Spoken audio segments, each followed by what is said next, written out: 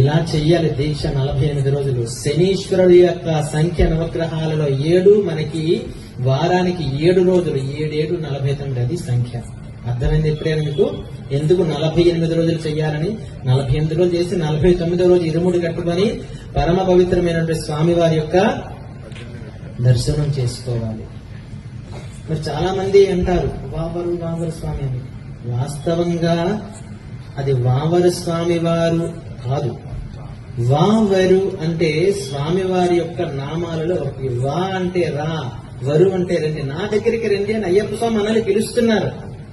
అది ఆ యొక్క మసీదుకి ఎదురుగుండా ఉండేటువంటి పేట శాస్త ఆలయంలో స్వామివారు వెలిశారు. అక్కడికి రండి నా దగ్గరికి.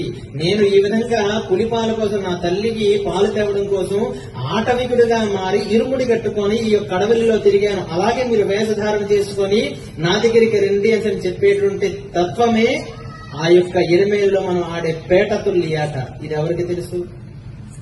తెలియదు.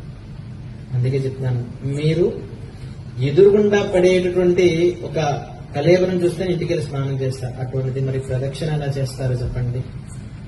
నేను అక్కడ ఎవరిని కించపరిచే విధంగా అనట్లేదు. మన మాలకు ఒక పవిత్రత ఉంది కదా, ఆ పవిత్రతని కాపాడుకోవాలంటే బయట నుంచి దండం పెట్టుకోండి. ఎవరైనా భక్తిగా ఉంటే బయట నుంచి దండం పెట్టుకోండి.